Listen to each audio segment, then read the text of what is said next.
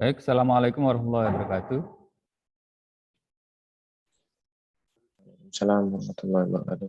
Waalaikumsalam warahmatullahi wabarakatuh. Alhamdulillah, nahmaduhu wa nasta'inuhu wa nastaghfiruh wa na'udzubillahi min syururi anfusina wa min sayyiati a'malina. May yahdihillahu fala mudilla lahu wa may yudlil fala hadiya lahu. Asyhadu an la ilaha illallah wa la syarika lahu wa asyhadu anna Muhammadan abduhu wa rasuluh. Alhamdulillah, saudara sekalian, kelas A 1M ya, Ahad, kelas khusus ya. Di pagi hari ini kita bisa melanjutkan perkuliahan kita untuk membahas salah satu dari topik yang sudah kita sediakan, yaitu gerakan pembaruan dalam dunia Islam yang akan disampaikan oleh kelompok 1. Untuk kelompok 1 di sini yang saya lihat itu ada Mas Hendra, ya, Mas Andi dan Mas Firdaus, ya. Nanti waktu sangat singkat, hanya 15 menit. Setelah itu nanti tanya jawabnya adalah di e-learning, ya. Jadi seperti itu nanti di dalam penerapannya untuk kelompok-kelompok yang lain. Bab berikutnya juga seperti itu, ya. Karena itu nanti cukup disampaikan poin-poinnya saja, ya. Yang lain menyimak ya, untuk pertanyaan nanti dilanjutkan di e-learning. Baik, sudah siap kelompok 1? Sudah, Pak. Ya, oke. Ya, saya persilahkan kepada kelompok 1 untuk menyampaikan paparannya, ya.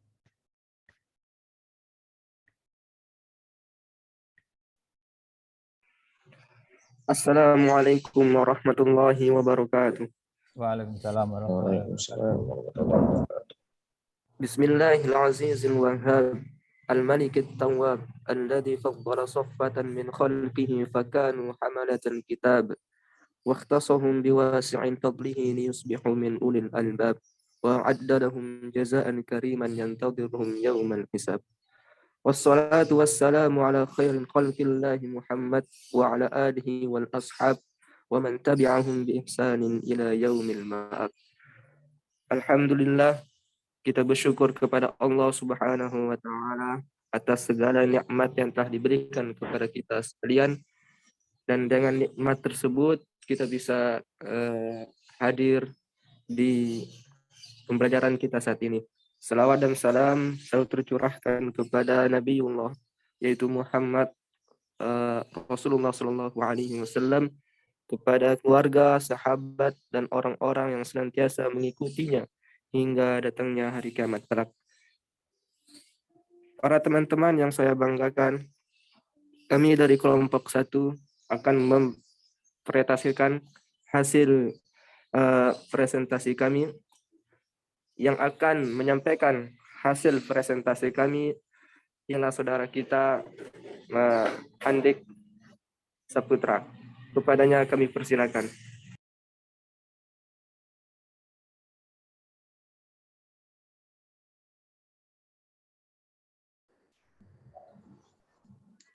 Baik, Assalamualaikum warahmatullahi wabarakatuh. Waalaikumsalam warahmatullahi wabarakatuh.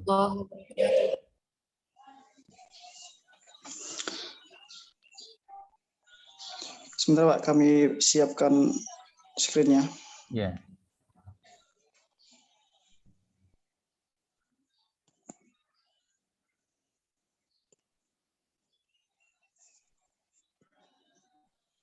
Sudah bisa terlihat? Ya, sudah jelas.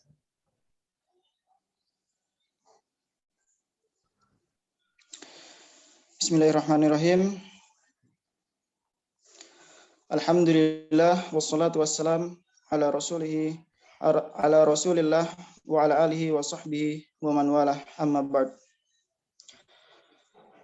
Segala puji bagi Allah Subhanahu wa taala yang telah memberikan kepada kita nikmat yang begitu banyak sehingga kita tak akan mampu untuk menghitung nikmat Allah Subhanahu wa taala.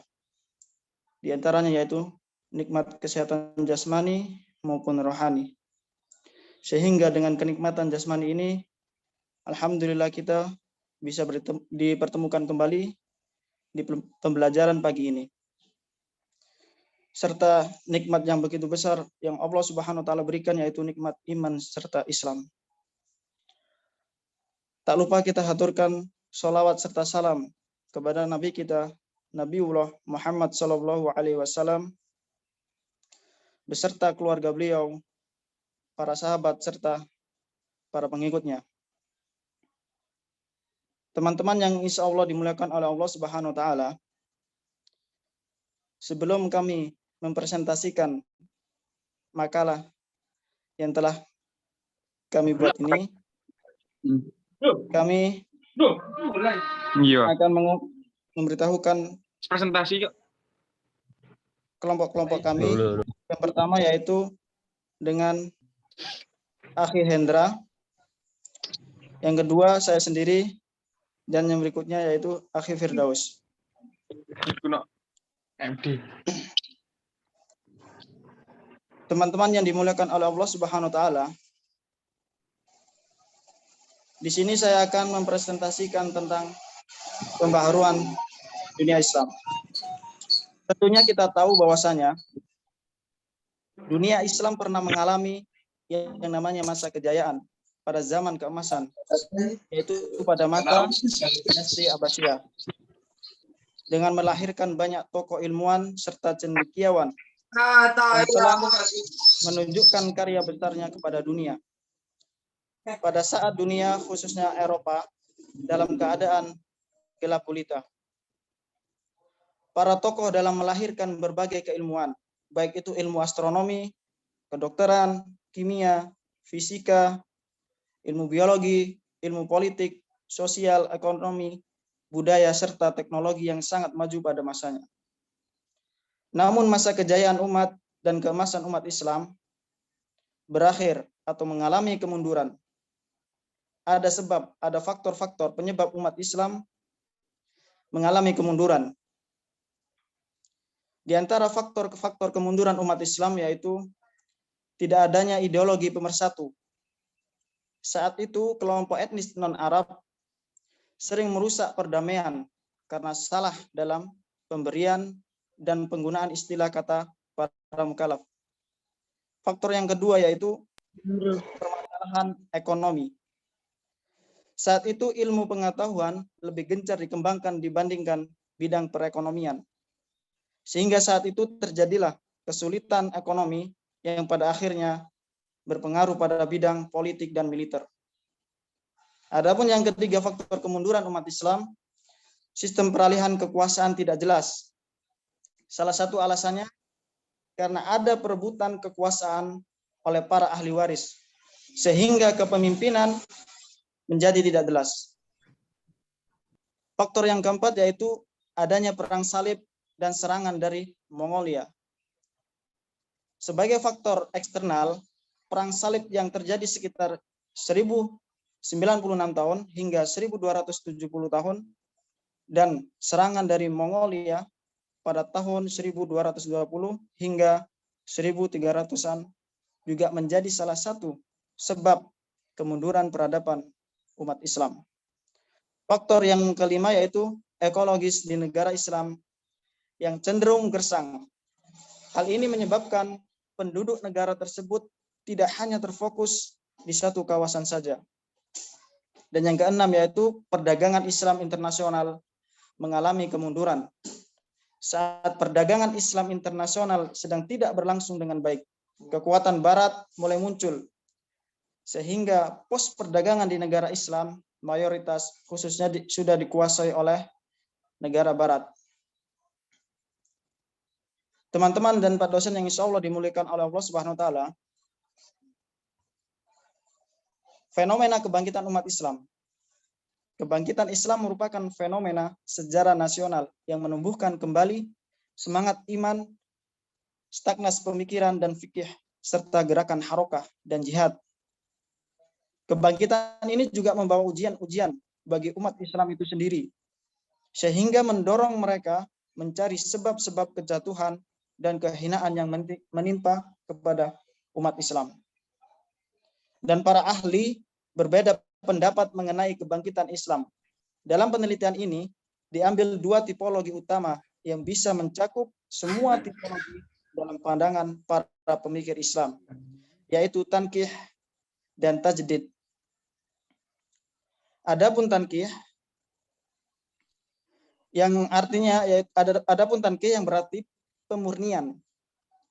Ia timbul dari kemurnian tauhid yang semakin terancam, sehingga menyebabkan hubungan manusia, alam semesta dan kehidupan tidak aman.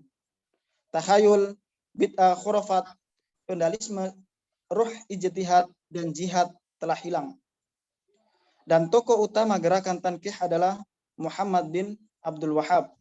Utamanya adalah membangun kembali Islam dan umatnya sebagaimana masyarakat di zaman Rasulullah SAW, terutama dari bid'ah dan khurafat, serta formalisme tanpa amal dengan menganjurkan hidup sederhana.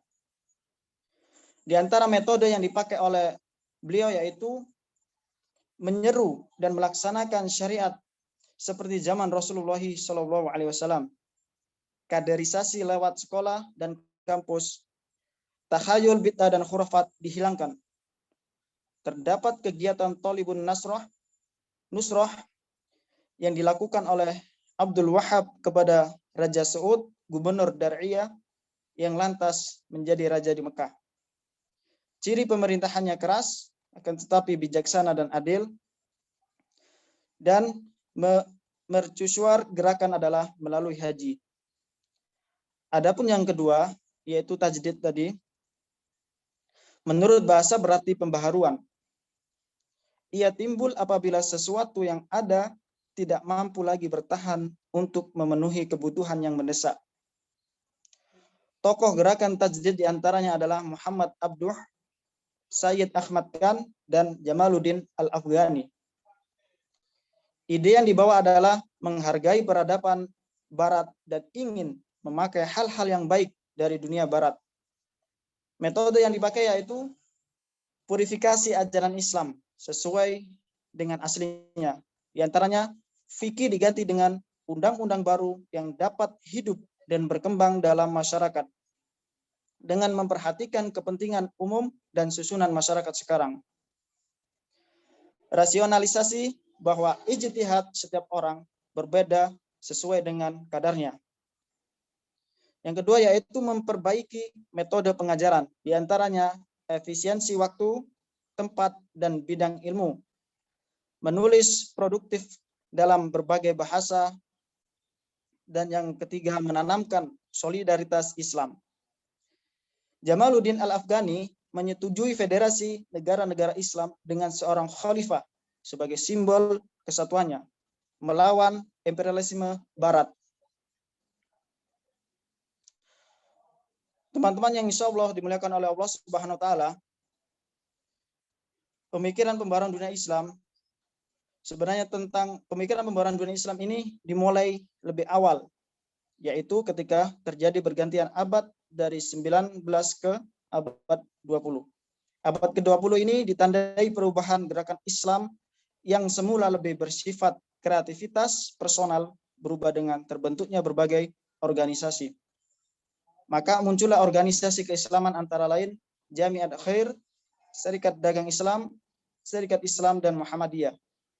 Selain itu ada juga Persis, Persatuan Islam, Al-Irsyad, Nahdlatul Ulama, Al-Jam'iyatul Wasliyah, dan masih banyak yang lain.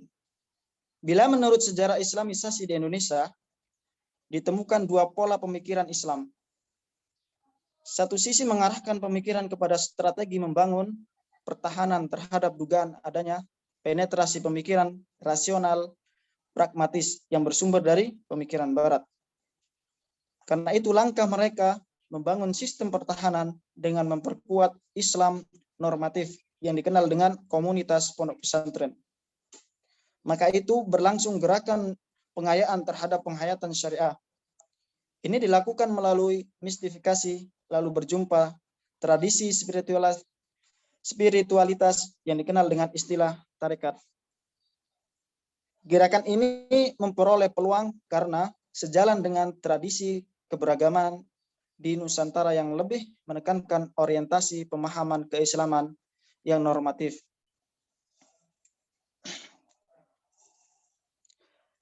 Adapun tokoh-tokoh pembaharuan di dunia Islam diantaranya yaitu Jamaluddin Al-Afghani.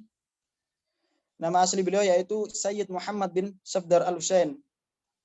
Beliau lahir di desa Asadabad, dekat di Hamadan, Iran. Terdapat sumber lain mengatakan bahwa Asadabadi sebenarnya lahir di Asadabad, daerah provinsi Kunar di Afghanistan. Beliau merupakan aktivis politik, nasionalis Islam, pencetus perintis Islamisme dan pan-Islamisme, pernah bertempat tinggal di Afghanistan, Indonesia, Iran, Mesir, dan Kesultanan Otonomi pada abad ke-19.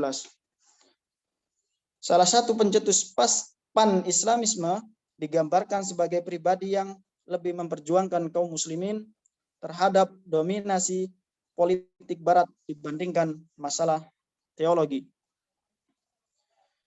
Di antara tokoh pembaruan yang kedua yaitu insya Allah kita semua mengetahui, yaitu dari Indonesia, Kiai Haji Ahmad Dahlan. Beliau adalah seorang pahlawan nasional Indonesia yang merupakan pendiri Muhammadiyah. Dia adalah putra keempat dari 7 bersaudara dari keluarga Kiai Haji Abu Bakar. Beliau adalah pendiri organisasi Muhammadiyah untuk melaksanakan cita-cita pembaruan Islam di bumi Nusantara ini.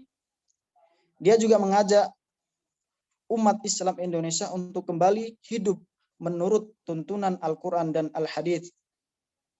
Muhammadiyah banyak mendirikan sekolah, dari sekolah dasar hingga perguruan tinggi, mendirikan rumah sakit, panti yatim piatu, dan masih banyak yang lain.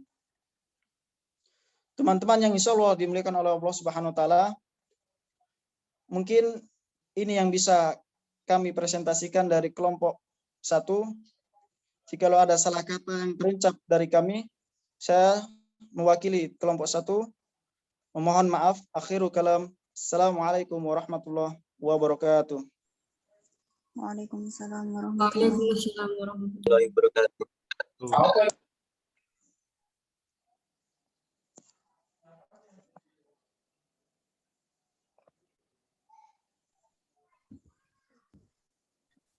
Terima kasih saudara kelompok 1 yang sudah mempresentasikan paparannya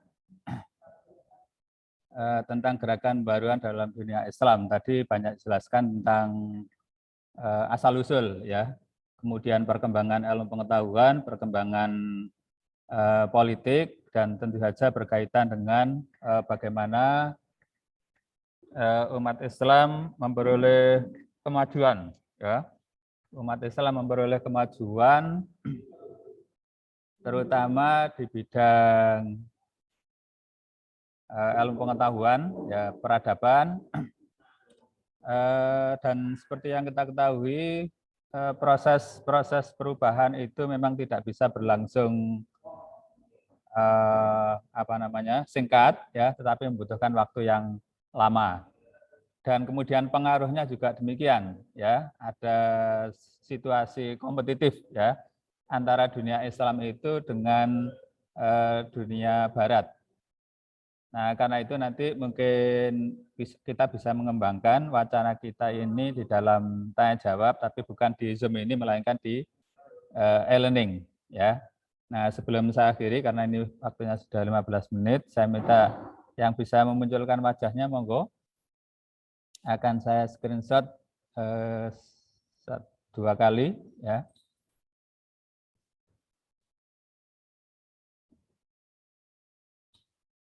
Saya hitung. Firly, Hidayatullah, Arham, Ikhwan, Alfa, 1, 2, Azimatul, 1, 2, 3. Ini nanti sekali lagi untuk bagian yang kedua saya hitung 1, 2,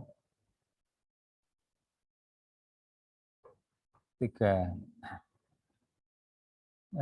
Baik, sekian dulu pertemuan kita pada pagi hari ini. Mudah-mudahan ada manfaatnya. Jangan lupa nanti lanjut di e-learning, dan untuk kelompok 2 untuk hari Kamis yang akan datang, hari Rabu sudah distorkan filenya. Terima kasih. Ya, kita akhiri. Wabillahi taufiq wal hidayah wa ridha wal inayah. Wassalamualaikum warahmatullahi wabarakatuh. Waalaikumsalam. Waalaikumsalam warahmatullahi wabarakatuh. Terima kasih, Pak. Ya, mari. Pak tahu Pak.